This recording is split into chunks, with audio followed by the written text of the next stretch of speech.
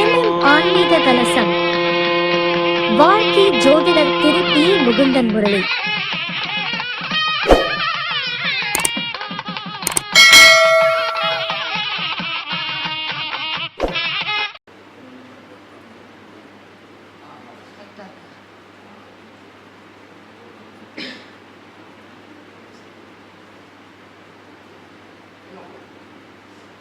குருவாழ்க குருவே துணை. குரு வாழ்க குருவே துணை. வாழ்க வையகம் வாழ்க வையகம் வாழ்க வளமுடன். அஞ்சு முகம் தோன்றில் ஆறுமுகம் தோன்றும், நெஞ்சமரில் அஞ்சேல் என வேல் தோன்றும், நெஞ்சில் ஒரு கால் நினைக்கின் இரு காலும் தோன்றும் முருகா என்று ஓதுவார் முன். வாழ்க வளமுடன். உலக சமாதான சேவா சங்க அறக்கட்டளை மகிழ்ச்சி ஆராய்ச்சி அறக்கட்டளை நிறுவனர் முகுந்தன் முரளி எனது குருநாதர் ஆன அவருக்கு முதற்கண் நன்றி வணக்கத்தின் இந்த இனிய நல்ல நாளிலே அஷ்டவர்க்கத்தில் சொன்ன மாதிரி புதன் அப்படின்னாலே ஜோதிடத்துக்கு புதன் தான் சிறந்த ஒரு கிரகமாக இருக்குது. அஷ்டவர்க்கத்தினுடைய படி ஜனன ஜாதகத்தில் கோச்சார புதன் ஒவ்வொரு கிரகத்துக்கும் எந்தெந்த இடத்துல வந்தால் என்ன மாதிரி பலன் அப்படின்னு எங்களுக்கு சொல்லி கொடுத்துருக்குறாரு. அதை இன்னைக்கு அவருடைய கருத்தரங்களையே எடுத்து முதலாக சொல்லலாம், இல்லைன்னா ஏதாவது ஒரு தலைப்பை கொடுக்கலாம்.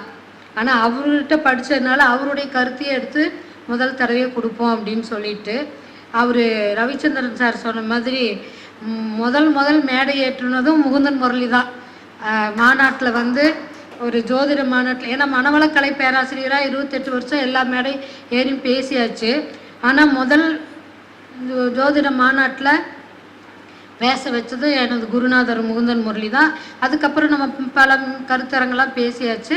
இன்றைக்கி வந்து பார்த்திங்க அப்படின்னா அஷ்டவர்க்க பரலையும் இணைச்சிக்கிட்டு ஒரு கிரகத்துக்கு எந்தெந்த ராசிக்கு கோச்சார் புதன் வரும் அப்படிங்கிற அடிப்படையில் சொல்கிறோம்.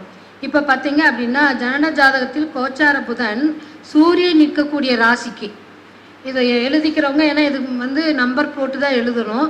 ஏன்னா நம்பர் வந்து நம்ம எல்லாருக்குமே ஞாபகம் வச்சுக்க முடியாது.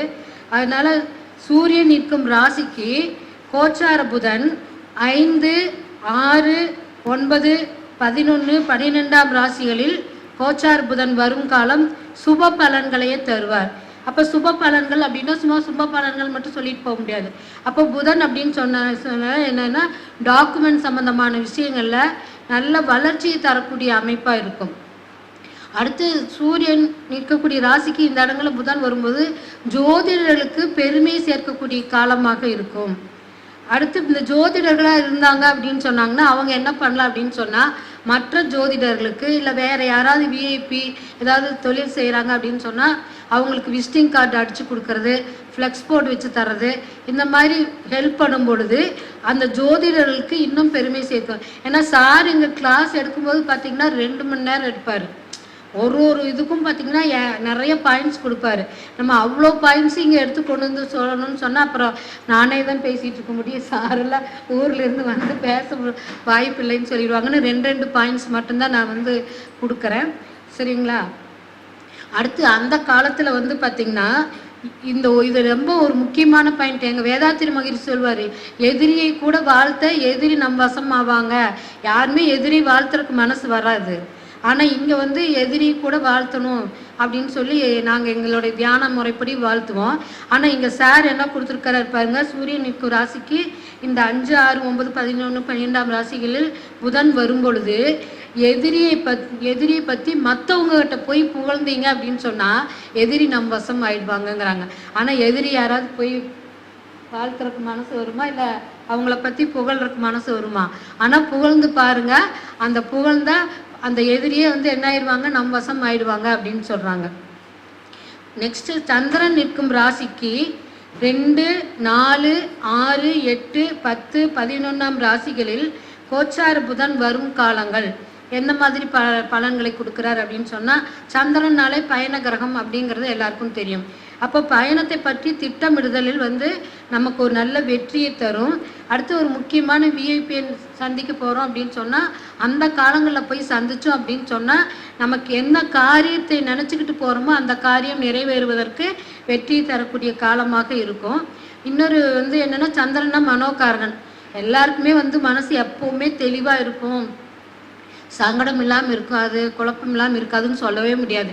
எவ்வளோ பெரிய படித்தவங்களாக இருந்தாலும், எவ்வளோ பெரிய மேதாவிகளாக இருந்தாலும், அந்த மனோகாரன் சந்திராஷ்டமம் அன்னைக்கு எல்லாருக்குமே அது தெரியும். அப்போ சந்திரன் மனோகாரன்னா சில குழப்பங்கள், கஷ்டங்கள், சங்கடங்கள் ஏதாவது வரும். அந்த மாதிரி வரும் பொழுது இந்த காலத்தில் போயிட்டு நமக்கு பிடிச்சவங்ககிட்ட போய் நம்ம கஷ்டங்களை சொன்னால் நம்மளுடைய கஷ்டம் நிவர்த்தி ஆகிறதோட அன்பு அதிகமாக பெருகும் அப்படிங்கிறாங்க. ஏன்னா சந்திரன் என்றாலே மனோகாரகன் சொன்னால் அதே போல் தாய்மைக்கு அவரே அதிபதியாக இருக்கிறார். ஸோ அந்த காலங்களில் நமக்கு அன்பு அதிகமாக பெருகுவதற்கு ஒரு வாய்ப்பு இருக்குது.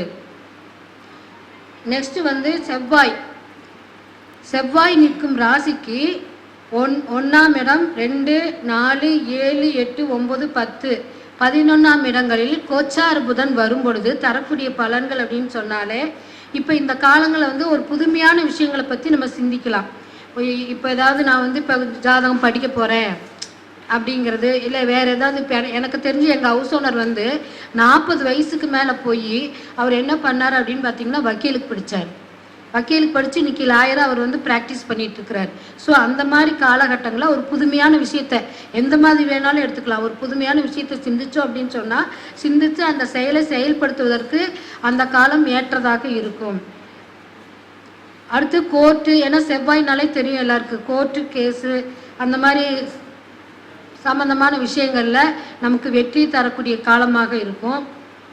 அடுத்து பூமிக்காரகனாக இருக்கிறதுனால வாஸ்து, மனை இவற்றிற்கான செயல்களில் நமக்கு அது சாதகமாக அமையக்கூடிய காலமாக இருக்கும்.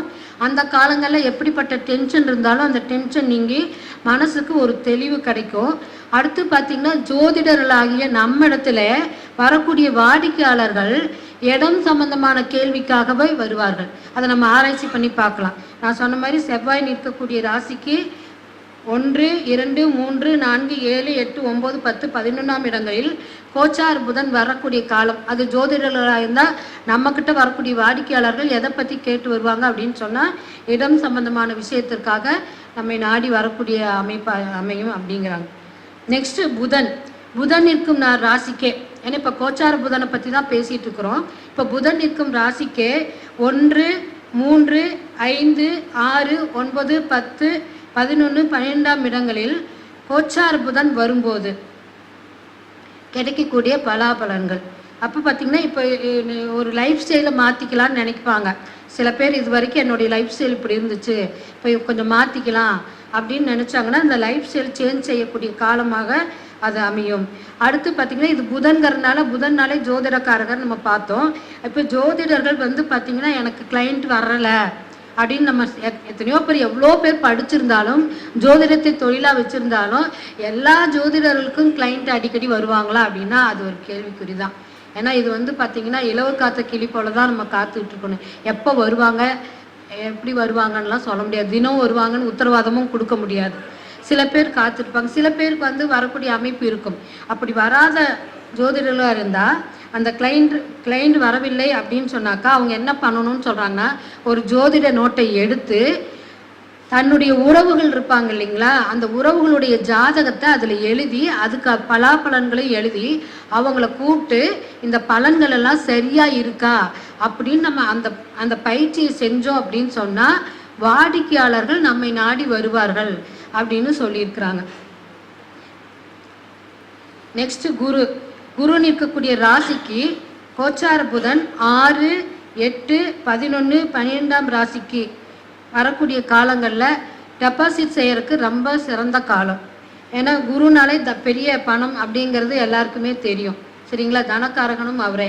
அதனால் பார்த்தீங்க அப்படின்னு சொன்னால் டெபாசிட் பண்ணுறக்கும் பண விஷயத்தில் ஏதாவது அக்ரிமெண்ட் போடுறதுக்கும் அந்த காலம் ஏற்றதாக இருக்கும். வரவு செலவு செய்வதற்கும், அடுத்து யாராவது நபர்கள் நமக்கு பணம் தர வேண்டியது இருந்துச்சு அப்படின்னு சொன்னால் அவங்களோட பேரை க்ரீன் கலர் பேப்பரில் எழுதணும்னு சொல்கிறாருங்க சரிங்களா. க்ரீன் கலர் பேப்பரில் யார் நமக்கு பணம் தரணுமோ அவங்க பேரை அந்த க்ரீன் பேப்பரில் எழுதணும் அப்படின்னு சொன்னால் அந்த பணம் நமக்கு உடனடியாக சேருவதற்கு வாய்ப்பு இருக்குது. ஆனால் நாம் யாருக்காவது கொடுக்கணும்னு சொன்னால் ரெட் கலர் பேப்பரில் எழுதணும். நமக்கு யாருக்கிட்டையாவது இருந்து பணம் வரணும்னு சொன்னால் க்ரீன் பேப்பரில் எழுதணும். இதே நாம் யாருக்காவது பணம் கொடுக்கணும்னு சொன்னால் ரெட் கலர் பேப்பரில் எழுதுனா அந்த சிக்கல் தீர்றதுக்கு ஒரு வாய்ப்பாக இருக்குது. அதே போல் குழந்தைகளுக்கு அவர்களுடைய நாலேஜ் சம்மந்தமாக எழுதணும் அப்படின்னு சொன்னால் அதுக்கும் க்ரீன் கலர் பேப்பரில் இப்போ ஒரு உதாரணத்துக்கு ஒரு குழந்தை படிக்கிறான், படிச்சுட்டு இருக்கிற பையன் கொஞ்சம் மார்க் கம்மியாக வாங்குறான், நல்ல மார்க் வாங்கணும், அவன் வந்து இந்த தேர்வில் வெற்றி பெறணும் அப்படின்னு ஒரு கருத்து இருந்துச்சுன்னா உடனே க்ரீன் கலர் பேப்பரில் எடுத்து தன்னுடைய குழந்தையோட பெயர் எழுதி அவன் இந்த மாதிரி மார்க் எடுக்கணும், இந்த மாதிரி போட்டித் தேர்வில் வெற்றி பெறணும் அப்படின்னு அது தொடர்பான விஷயங்களை எழுதணும் அப்படின்னு சொன்னால் வெற்றி பெறுவதற்கு வாய்ப்புகள் நிறையா இருக்குது. அடுத்து சுக்கிரன் நிற்கும் ராசிக்கு கோச்சார புதன் 1, 2, 3, 4, 5, 8, 9, 11ஆம் ராசிகளில் கோச்சார புதன் வரும்போது இது சுக்கிரன் சொன்னாலே எல்லாருக்கும் ஈஸியாக தெரியும். சுக்கிரனும் ப்ளஸ் புதனும் சேர்ந்தா யாருக்கு சந்தோஷமா இருக்குங்க?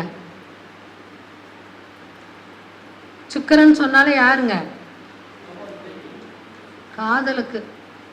புதன் காதல் கிரகம் இல்லையா? கூட சுக்கிரன் சேர்ந்தா காதல். இப்போ ஒரு ஆணும் பெண்ணு லவ் பண்ணுறாங்கன்னு வச்சுக்கோங்க. ஆனால் அந்த பெண்கிட்ட இந்த ஆண் சொல்கிறதுக்கு தயக்கமாக இருக்குது, இல்லைன்னா இந்த பெண் சொல்கிறதுக்கு தயக்கமாக இருக்குது, ஆனால் எனக்கு அவர் பேர லவ் இருக்குது. எப்படி சொல்கிறேன்னா இந்த மாதிரி வந்து கேட்பாங்க, நான் ஒருத்தரை விரும்புகிறேன் ஆனால் இன்ன வரைக்கும் நான் உங்ககிட்ட ப்ரப்போஸ் பண்ணலை, எப்படி பண்ணுறது அப்படின்னு கேட்குறாங்கன்னு வச்சுக்கோங்க. அப்போது சுக்கிரன் நிற்க ராசிக்கு இந்த காலகட்டங்களில் புதன் வந்துச்சு அப்படின்னு சொன்னால் நீங்கள் இந்த காலகட்டங்களில் போய் அவங்கக்கிட்ட சொல்லுங்கள், அப்போ அது உங்களுக்கு வெற்றியை தரும் அப்படின்னு சொல்லலாம். ஏன்னா இன்றைக்கி மோஸ்ட்லி அதுதான் நடந்துட்டுருக்குது. வர்றவங்கெல்லாம் யாராவது பார்த்திங்கன்னா நீங்கள் லவ் பண்ணாதவங்க இருக்காங்களான்னா கண்டிப்பாக கிடையாது. ஏன்னா கிரக அமைப்பு இருக்குதோ இல்லையோ மீடியாக்கள் என்ன பண்ணிடுதுங்க, எல்லாத்தையும் கொண்டு வந்து காதல் வலையில் சிக்க வச்சிருது. அப்போ அவங்களுக்கு இந்த மாதிரி இடங்கள்ல உங்களுடைய காதல் சக்ஸஸ் ஆகும். ஆனால் ஒன்று மட்டும் தெளிவாக சொல்லிக்கிறேங்க, ஏன்னா என்கிட்ட வரக்கூடிய கஸ்டமர்களெல்லாம் நான் வச்சு பார்க்கும் பொழுது லவ் பண்ணிடுறாங்க, லவ் முடிச்சுட்டு ஒரு கல்யாணமும் ஆயிடுது சில பேருக்கு, ஆன பிறகு அப்புறமா வர்றாங்க பிரச்சனைன்ட்டு. அப்போ ஜாதகத்தை பார்த்தா 2 பேருமே சேரவே கூடாத அமைப்பாக இருந்திருக்கும், சேர்ந்துருப்பாங்க. அதனால் யாராவது இந்த மீடியா மூலமாகவே சொல்கிறேன், யாராவது லவ் பண்ணணும்னு இருந்தீங்கன்னா லவ் பண்ணுங்க, வேண்டான்னு நம்ம சொல்லவே இல்லை. ஆனால் லவ் பண்ணுறதுக்கு முன்னாடி ஆணாகட்டும் பெண்ணாகட்டும் அவங்கவுங்களுடைய ஜாதகத்தை பார்த்துட்டு லவ் பண்ணுங்க.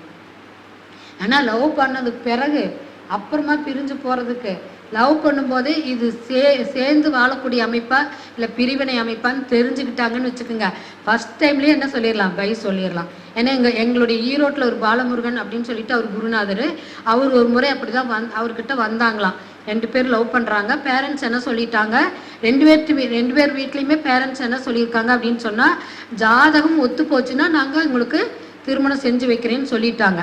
ஆனால் இப்போ எங்கள் குருநாதர்கிட்ட வந்திருக்கிறாங்க, 2 பேரோட ஜாதகத்தையும் பார்த்தா கண்டிப்பாக அவங்களுக்கு பிரிவினை உண்டு.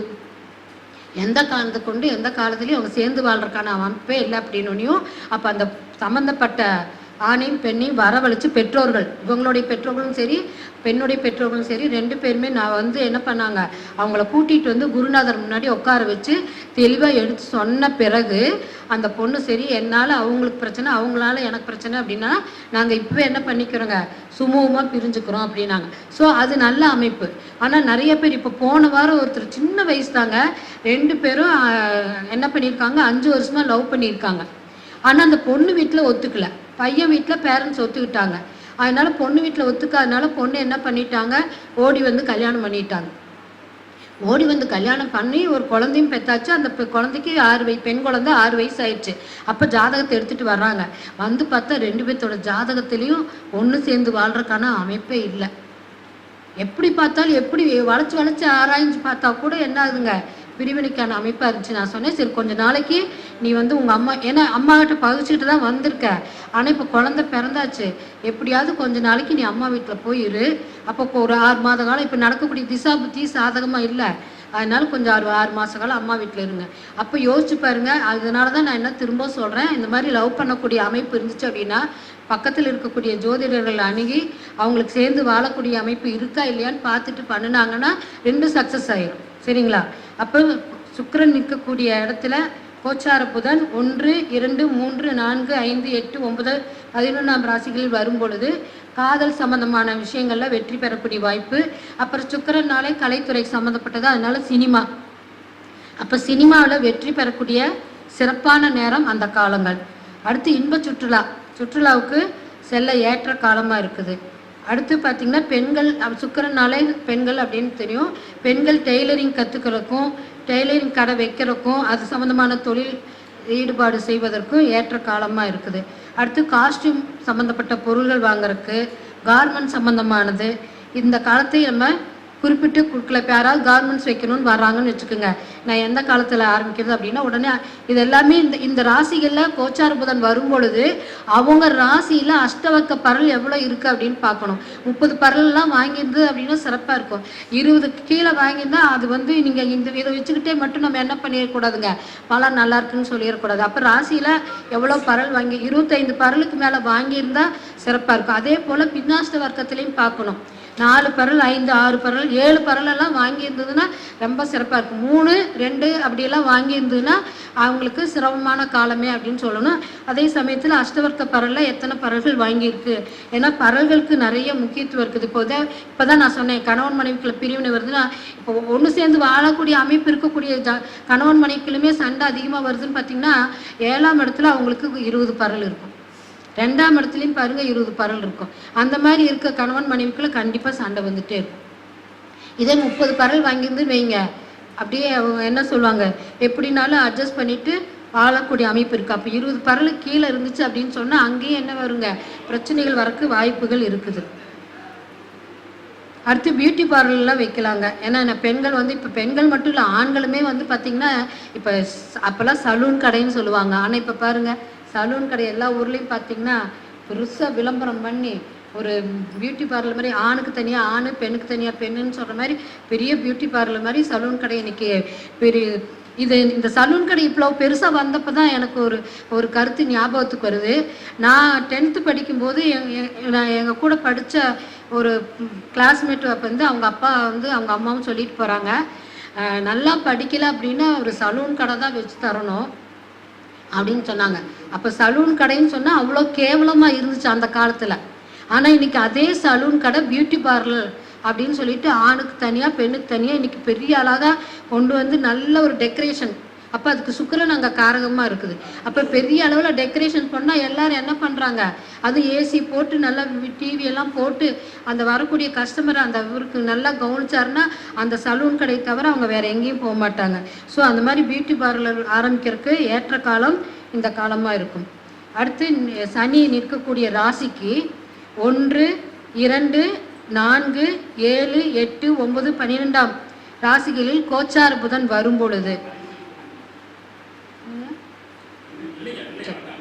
சரி அப்போ பார்த்தீங்க அப்படின்னு சொன்னால் பலன்கள் எப்படின்னா, ஏன்னா சனினாலே தொழில்காரகன் ஜீவனக்காரகன் எல்லாருக்கும் தெரியும். அப்போ அவர் என்ன பண்ணுறாரு அப்படின்னா நல்ல டெவலப்மெண்ட் கிடைக்கக்கூடிய காலம். இப்போ ஒருத்தர் பிஸ்னஸ் பண்ணிகிட்டு இருக்காங்க, நான் இன்னும் கொஞ்சம் டெவலப் பண்ணலாமா அப்படின்னு கேட்பாங்க. அப்போ டெவலப் பண்ணுறதுக்கு இந்த காலங்கள் ஏற்றதாக இருக்கும். இல்லை புதுசாக தொழில் ஆரம்பிக்க போகிறேன் அப்படின்னு சொன்னாங்க அப்படின்னா அவங்களுக்கு இதை மட்டுமே வச்சுட்டு சொல்லக்கூடாது. மற்ற ராசியில் என்ன கிரகங்கள், சனி எந்த ராசியில் எப்படி நிற்கிறாரு, ஏன்னா சனி பகவான் நீசமானவங்களுக்கெல்லாம் பார்த்திங்கன்னா தொழில் சிறப்பாக வருதான்னு பார்த்திங்கன்னா என்ன மற்ற அமைப்புகளையும் பார்க்கணும். அப்போ தொழிலுக்கான டெவலப்மெண்ட் இருக்கக்கூடிய காலமாக இருக்கும். அடுத்து தொழில் சார்ந்த வரவு செலவுகளை எழுதுறதுக்கு சிறப்பான காலமும் இந்த காலம். அதே போல் ஒரு தொழில் செய்கிறாங்க அப்படின்னு சொன்னால், இப்போ உதாரணத்துக்கு இப்போ சலூன் கடையே சொல்லிகிட்டு இருந்தோம், இன்றைக்கி வாடிக்கையாளர்கள் வருவாங்களா, அப்போ எனக்கு எத்தனை வாடிக்கையாளர்கள் வரணும் அப்படின்னு சொல்லிட்டு அவங்க ஒரு பேப்பரில் அதை எழுதுனாங்கன்னா அதை எத்தனை எழுதுனாங்களோ அத்தனை வாடிக்கையாளர்களுக்கு வரக்கூடிய வாய்ப்பு. இந்த தொழிலில் எந்த தொழில் செஞ்சாலும் இந்த சனி நிற்கக்கூடிய ராசிக்கு கோச்சார புதன் நான் சொன்ன இடங்களில் வரும் பொழுது அது சார்ந்து எனக்கு இப்போ நம்ம ஜோதிடர்களாக இருக்கிறோம். இப்போ நம்மளே எனக்கு இன்றைக்கி 2 வாடிக்கையாளர் வரணும், 2ன்னு சொன்னது ஒரு குறைவு தான் சரிங்களா. ஏன்னா நிறைய பேர் வரணும்னு நிறைய பேர், நான் 2 பேர் போதுன்னு தான் நான் விரும்புவேன். அதிகமாக எல்லாம் பார்த்துட்டு அவங்களையும் கஷ்டப்படுத்தி நம்மளையும் கஷ்டப்படுத்திக்கிறதுக்கு, ஏன்னா நம்ம அளவாக இருந்தோம் அப்படின்னா என்றைக்குமே அளவுக்கு மீறினால் அமிர்தம் நஞ்சு அப்படின்னு சொல்லுவாங்க. சில பேர் சொல்கிறாங்க, நான் ஒரு நாளைக்கு 20 டோக்கன் போடுறேன். எங்கள் பொண்ணு சென்னையில் இருக்காங்க, எங்கள் பேரனை கொண்டு போய் ஸ்கூலில் விட போகும்போது எல்லாம் ஓடுனாங்க. சரி எதுக்குடா ஓடுறாங்கன்னா டோக்கன் போட போகிறேன். நாங்கள் டோக்கன் என்ன, எதுக்கு டோக்கன் போடுறாங்க அப்படின்னு சொல்லிட்டு கேட்டால் ஒரு பணிக்கிறவங்க ஜாதகம் பார்க்குறாரு, ஒரு நாளைக்கு 20 பேர் தான் பார்ப்பாருங்களாம். 20 பேருக்கு மேலே பார்க்க மாட்டாராம். அதனால அந்த 20 பேர் முந்திட்டு போய் டோக்கன் போடணுன்ட்டு எல்லாம் ஓடுனாங்க. அப்போ பார்த்தீங்கன்னா அந்த மாதிரியும் இருக்கிறாங்க, சரிங்களா? அப்போ அது மாதிரி நமக்கு எவ்வளோ வாடிக்கையாளர் வரணுங்கிறது அவங்கவுங்க நிர்ணயம் பண்ணிக்கிறது. அப்போ நிர்ணயம் பண்ணிட்டு என்ன பண்ணலாங்க, அந்த எத்தனை வாடிக்கையாளர்கள் வரணும் அப்படின்னு எழுதணும் அப்படின்னு சொன்னால் அத்தனை வாடிக்கையாளர்கள் வருவதற்கு ஏற்ற காலமாக அது அமையும் அப்படின்னு சொல்லியிருக்காங்க. இப்போ நம்ம சூரியன், சந்திரன், செவ்வாய், புதன், குரு, சுக்கிரன், சனி இத்தனை கிரகங்களும் இருக்கக்கூடிய ராசிக்கு கோச்சார புதன் வரக்கூடிய காலங்கள் என்னென்ன பலன்களை தரும்னு பார்த்தோம். அதே போல் லக்கணம் இருக்கிறது. அப்போ லக்கணத்திற்கு 1, 2, 4, 6, 8, 10, 11ஆம் ராசிகளில் கோச்சார புதன் வரும் பொழுது இது நமக்கு எல்லா ஜோதிடர்களுக்கு ரொம்ப ஏற்ற காலம். ஒன்று ஜோதிடம் படிப்பவங்களுக்கு ஏற்ற காலம், ஜோதிடம் பார்க்குறவங்களுக்கும் ஏற்ற காலம், அடுத்து ஜோதிடம் எழுதி பார்க்கக்கூடிய இதுக்கும் சிறப்பான காலம், பஞ்சாங்கம் படிக்கிறது இவற்றுக்கு. இதுக்கெல்லாம் ஏதாவது ஒரு குறிக்கோள் வச்சுக்கிட்டு நம்ம ஒரு லட்சியத்தை வச்சுருப்போம், இந்த லட்சியத்தை நான் அடையணும் அப்படின்னு சொன்னால் அதுக்கெல்லாம் ஏற்ற காலம் இந்த காலம். அடுத்து லக்கணத்தில் புதன் வரும்பொழுது அப்போ தீர்க்கமான ஒரு முடிவை எடுக்கலாம். இப்போ ஒரு விஷயத்துக்கு ஒரு முடிவு எடுக்கணும்னு எடுக்கிறோம், ஆனால் சில சமயம் என்ன பண்ணுவோங்க, மனசு அலையும், எடுக்கலாமா வேண்டாமா எடுக்கலாமா வேண்டாமான்னு. ஆனால் லக்கணத்தில் கோச்சார புதன் வரும்பொழுது பலனும் அதிகமாக இருந்துச்சு அப்படின்னா ஒரு தீர்க்கமான முடிவை எடுப்பதற்கு ஏற்ற காலம். அடுத்து போட்டித் தேர்வுக்கு புத்தகம் வாங்கி படிக்கிறதுக்கு ஏற்ற காலமாக இருக்கும். அடுத்து அது எது சம்மந்தமாக படித்தாலும் வெற்றி பெறுவார்கள். உத்வேகத்திற்கு இது ஏற்ற காலம். முயற்சி செய்யலாம், எந்த ஒரு காரியத்துக்கும் முயற்சி செய்வது அந்த முயற்சியை வெற்றி அடைவதற்கு ஏற்ற காலமாக இருக்கும். அதே சமயத்தில் லக்கணத்தில் நீசகிரகம் இருந்துச்சு அப்படின்னு வச்சுக்கோங்களேன், மற்றவர்களை குறை சொல்கிறதோ அவங்கள தவறாக பேசுகிறதோ அந்த மாதிரி கண்டிப்பாக செய்யவே கூடாது. அதுலேயும் முக்கியமாக ஜோதிடர்கள் செய்யவே கூடாது. ஏன்னா ஜோதிடர்கள் தெய்வக்னன் நம்ம எல்லாரும் சொல்லிக்கிறோம். அப்போ மற்றவர்களை குறை சொல்கிறதோ அவங்கள தவறாக பேசினாலோ அவர்களுடைய கர்மா நம்மளை சேரும் அப்படின்னு சொல்லியிருக்காங்க. ஏன்னா கர்மானுடைய அடிப்படையில் தான் மனிதனுடைய பிறவியே அமையுது.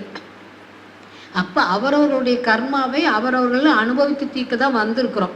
அப்போ என்னுடைய கர்மாவையே என்னால் அனுபவித்து தீர்க்க முடியல அப்படின்னா இதில் பிறருடைய கர்மாவையும் நம்ம ஏன் ஏற்றிக்கணும்? இப்போ எங்களுடைய குருநாதர் சொல்வார், ஒரு புழு பூச்சியை கூட குறை சொல்லாதீங்க அப்படின்னு சொல்லுவாங்க.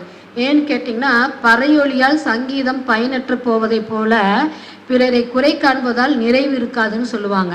அப்போ நம்ம பிறரை எப்போ பார்த்தாலும் குறை சொல்லிகிட்டே இருந்தோம் அப்படின்னு சொன்னால் நிறைவே இருக்காது. அப்போ குறை சொல்லக்கூடிய இடத்துல என்ன இருக்காதுங்க, எந்த விதமான விஷயத்துலையுமே நிறைவு இருக்காது. அதனால் அந்த குறையே கூடாது. இதே பார்த்திங்கன்னா வள்ளுவரும் சொல்கிறாரு, தன் குற்றம் காண்பிக்கின் பிறர் குற்றம் என் குற்றம் ஆகும் அப்படின்னு சொல்கிறாரு. அப்போ தன் குற்றம் நீக்கி பிறர் குற்றம் காண்பிக்கின் என் குற்றம் ஆகும் இறைக்கு அப்படின்னா நான் என்னுடைய குற்றத்தை எல்லாம் பார்க்காம பிறருடைய குற்றத்தை பார்க்க ஆரம்பிச்சேன்னா கடவுள் என்ன பண்ணுவாருங்க, என்னுடைய குற்றத்தை மட்டும் எடுத்துக்கிட்டு எனக்கு சரியான தீர்ப்பை கொடுத்துட்டு இருப்பார். ஏன்னா கடவுள் மட்டுங்க சொல்கிறாங்களே சினிமாவில் வெச்சாயம் ஆப்புன்னு, அது மாதிரி கடவுள் சரியாக ஆப்பு வைப்பாருங்க, சரியாப்பு வைப்பார். அது எப்படி கோச்சார ரீதியாக நம்ம ஜோதிடர்களாக இருந்தால் என்ன சொல்லுவோம், கோச்சார ரீதியாக இப்படி வருது. இதுக்கு உதாரணம் பாருங்கள் என்ன சொல்கிறேன்னு. இப்போ ஞாயிற்றுக்கிழமை நான் ஸ்கை ப்ரொஃபஸராக இருக்கிறனால அங்கங்கே போய் கிளாஸ் எடுப்பேன். ஞாயிற்றுக்கிழமை அந்தியூரில் போயிட்டு காயக்கல்பங்கிற ஒரு பயிற்சியை எடுத்துகிட்ருக்கிறேன். அப்போ பயிற்சி முடித்தோடனே எல்லாருமே என்ன பண்ணுவாங்க, கொஞ்சம் எனக்கு பிளஸ்ஸிங் கொடுங்க அப்படிம்பாங்க. அப்போ எங்கள் இதில் நாங்கள் பிளஸ்ஸிங் கொடுக்கும்போது ஒரு அம்மா எனக்கு ரொம்ப உடம்பு சரியில்லை அப்படின்னு சொல்லிட்டு பொறுப்பாசிரியர் என்ன சொன்னாங்க, அவங்களுக்கு ஒரு பிளஸ்ஸிங் கொடுத்துருங்க. நாங்கள் சரின்னு சொல்லிட்டு உட்கார வச்சு அவங்களுக்கு பிளஸ்ஸிங் கொடுத்துட்டு இருந்தேன். அப்போ அவர் பொறுப்பாசிரியர் உடனே இல்லைங்க அவங்களுக்கு காலில் தான் பிரச்சனை, அதனால் காலுக்கு தனியாக கொடுங்க அப்படின்னு சொன்னாங்க.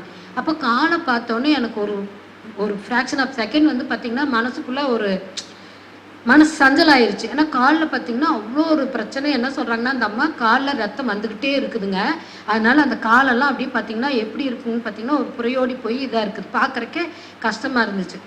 அப்போ சன நேரம் தான் மனசு என்ன ஆயிடுச்சுங்க, இதாகிடுச்சு. ஆனாலும் மறுபடியும் குருவை நினச்சிட்டு நான் போட்டுட்டேன். கடவுள் வச்சாரு ஆப்புன்னு சொன்ன பார்த்தீங்களா, வச்சு செய்வாருன்னு. அப்போ நான் அந்தியூரில் கிளாஸ் முடிச்சுட்டு நான் ஈரோடு வரும்போது மணி 3 ஆயிரும். அதனால் எங்கள் வீட்டில் குக்கர் வச்சுருங்கன்னு சொல்லிட்டு போயிட்டேன். அப்போ பார்த்தீங்கன்னா சரின்னு அவர் ஃபஸ்ட்டு என்ன சொல்லிட்டு இருந்தார், நான் வைக்க மாட்டேன்ட்டு இருந்தார். அப்புறம் என்ன நினச்சாரோ வச்சிருக்கிறாருங்க. வச்சுட்டு நான் என்ன சொல்லியிருக்கேன், ஸ்டீம் வெயிட் போட்ட உடனேயுமே சிம்மில் வச்சுருங்க, ஒரு விசில் வந்தோடனே நிறுத்திடுங்கன்னு சொல்லியிருக்கிறேன். ஆனால் எங்கள் வீட்டில் என்ன பண்ணியிருக்காங்க, ஒரு விசில் வந்திருக்குது, நிறுத்தியிருக்கலாம், ஆனால் இன்னொரு விசில் வரட்டுன்னு வெயிட் பண்ணிகிட்டே இருந்திருக்காங்க. ரொம்ப நேரம் ஆயிடுச்சு, விசிலே வரல. என்னன்னு தெரியலன்னு பார்த்துட்டு கிட்ட போய் பார்க்கலான்னு போகிறாரு. கரெக்டாக குக்கர் தூக்கி அடிச்சிருச்சுங்க. தூக்கி அடித்து அந்த சாப்பாடெல்லாம் பாருங்க, கரெக்டாக என்ன நடக்குதுங்கிறதுக்கு தான் இதை சொல்கிறேன். கரெக்டாக நான் அந்த அம்மாவுக்கு வலது கால்லையே பாதத்தில் தான் இருந்துச்சுங்க. கரெக்டாக எங்கள் வீட்டுக்காருக்கும் வலது கால் பாதத்துலேயே அவ்வளோ சாதம் வந்து உட்காந்து கால் பாதம் பூரா அப்படி கொப்பளிச்சிருச்சு. அப்போ கடவுள் வந்து என்ன சொல்கிறாரு பாருங்க, நீ என்ன விதைக்கிறையோ அந்த விதைக்கு நான் உனக்கு சரியா வினை விதைத்தவன் வினை இருப்பான் அப்படிங்கிற மாதிரி கரெக்டாக நான் ஒரு சனம் சஞ்சலப்படாமல் நான் பாட்டுக்கு பிளஸ்ஸிங் கொடுத்துருந்தா இந்த நிகழ்ச்சி நடந்திருக்காது. அப்போ நீ அந்த நேரத்தில் வந்து குரு மூலமாக தான் நீ கொடுக்குற, நீ கொடுக்கல, நீ ஒரு கருவி அப்படின்னு நீ தெரிஞ்சுமே நீ அந்த ஒரு சனம் தடுமாறினதுக்கு கடவுள் வந்து எப்படி கொடுத்தாரு பாருங்க, அதே இடத்துல அதே மாதிரி கொப்பிடிச்சு இப்போ 3 நாளாக அவர் கஷ்டப்பட்டுட்டு இருக்கிறாரு. ஸோ கடவுள் என்ன பண்ணுவாருங்க, நம்ம செய்யக்கூடிய ஒவ்வொரு செயலுக்கும் எண்ணம் சொல் செயலுக்கு விளைவாக கூலி கொடுப்பது யாருன்னா எல்லாம் வல்ல இறைநிலையே. அதனால் நம்ம வந்து ஜோதிடர்கள் தயவு செய்து யாரையும் ஏன்னா எல்லாருக்கும் எல்லாமே தெரியாது. இப்போ குரு சனி பற்றி சொன்னார், நான் கேட்குறேன், குரு சனி எல்லாமே அவர் சுப பலனே சொன்னார். ஆனால் ஒரு பாயிண்ட் சொல்லுவாங்க, குரு சனி சேர்ந்தால் என்ன சொல்லுவாங்கங்க, பிரம்மகத்தி தோஷம்னு சொல்லுவாங்க. ஆனால் அவர் வந்து நெகட்டிவே சொல்லலை. ஆனால் நம்ம ஜாதகத்தை பார்த்தா என்ன சொல்லுவாங்க, குரு சனி சேர்க்கை பிரம்மகத்தி தோஷம் இல்லைங்களா, போய் திருவடைமருதூர் போயிட்டு வாங்கன்னு சொல்லுவான். ஆனால் அவர் எங்கேயாவது நெகட்டிவ் சொன்னாருங்களா, உங்களுக்கு பாசிட்டிவ் தான். ஏன்னா ரெண்டுமே தர்ம கர்மாதி யோகக்காரகர்கள். அதனால அவங்க வந்து 3, 7, 11 வச்சு கனெக்ஷன் பண்ணி என்ன பண்ணாருங்க, பலன் கொடுத்தாரா இல்லையா. அப்போ அந்த மாதிரி, ஆனால் அதுக்காக வந்து நெகட்டிவே இல்லைன்னு நம்ம சொல்ல முடியாது. நெகட்டிவ் இருக்கும், நெகட்டிவும் சொல்லணும். எப்படி சொல்லணும்னா பாந்தமாக சொல்லணும். இப்போ எங்கள் சார் அடிக்கடி சொல்லுவாருங்க, எங்கள் சார்னா நிறைய பேரை சொல்லலாம், ஏன்னா ஒரு 10 பேர்த்தையாவது படிச்சுட்டோம் அப்படின்னா தென்னர சார் தான் சொல்லுவார். ஏன்னா நான் வந்து மனவளக்கலை பேராசிரியர் இருக்கிறதுனால நெகட்டிவ் சொல்லவே மாட்டேன். ஆனால் எங்கள் சார் திட்டுவார், நீங்கள் ரொம்ப பெருசாக எப்போவுமே இப்படியே சொன்னால் வரக்கூடிய மக்கள் எப்படி தெரிஞ்சுக்குவாங்க, இப்போ நெகட்டிவே நான் சொல்லக்கூடாது. எங்கள் ஸ்கை ப்ரொஃபஸர் என்ன சொல்லுவார், வரக்கூடிய கஸ்டமர் மனசு சங்கடப்படாமல் அவங்களுக்கு இதமாக பதமாக சொல்லுங்கன்னு சொல்லுவார். ஆனால் இவர் என்ன சொல்லுவாருங்க, நெகட்டிவ் சொல்லலைன்னா அவங்க எப்படி தெரிஞ்சுக்குவாங்க. அப்போ சில கஸ்டமர் என்ன சொல்லுவாங்க, பரவாயில்லைங்க நீங்கள் உள்ளதை உள்ளபடி சொல்லுங்கள், நாங்கள் அப்போ அதை தெரிஞ்சுக்கணுமல்ல, நீங்கள் எல்லாத்தையும் மறைமுகமாக சொன்னால் சில பேருக்கு புரியும், சில பேருக்கு புரியாது. அதனால சில பேர் என்ன கேட்பாங்க, அப்படியே சொல்லுங்க அப்படின்னு சொல்லுவாங்க. அப்படி சொல்லுங்கன்னு சொல்கிறவங்களுக்கு நம்ம என்ன சொல்லுவாங்க, அப்போது நேரடியாக வந்து அப்படியே வந்து உங்களுக்கு நாளைக்கு இப்போ செவ்வாய் சனி ராகு சேர்ந்து இருக்குது, இப்போ திசா பற்றி இருக்குது அப்படின்னா உங்களுக்கு விபத்து ஏற்படும்னு சொல்ல முடியுங்களா. அப்போ விபத்து வரக்கூடிய காலமாக இருக்கிறனால பார்த்து வண்டியில் போகும்போது கவனமாக இருங்க அப்படி சொல்லலாம். ஆனால் கொஞ்சம் எச்சரிக்கையும் கொடுத்துடணும். ஸோ அந்த மாதிரி நம்ம வந்து ஜோதிடர்கள் வாயிலிருந்து வரக்கூடிய வார்த்தைகள் நிதர்சனமான உண்மையாக இருக்கிறனால பார்த்து நம்ம சொல்லணும். அதே போல் லக்கணத்தில் கிரகம் ஆட்சி பெற்றால் அவங்க என்ன பண்ணலாங்க, வாழ்த்தி பேச அவங்களுக்கு இன்னும் வெற்றியே தரும். அதே சமயத்தில் லக்கணத்தில் வக்ரம் பெற்ற கிரகம் இருப்பின் குழப்பமே இருக்கும். அப்போ தெளிவான முடிவை எடுக்க முடியாத சூழ்நிலை வரும். சரிங்களா. அதனால் மற்றவங்களுடைய ஆலோசனைப்படி தான் அவங்க நடக்க வேண்டியதாக இருக்கும். அந்த நேரத்தில் மட்டும் நம்ம வந்து என்ன பண்ணக்கூடாதுங்க, நம்ம செல்ஃபாக ஒரு முடிவு எடுக்கக்கூடாது. அப்போ மற்றவங்களுடைய ஆலோசனை கேட்டு எடுக்கலாம்.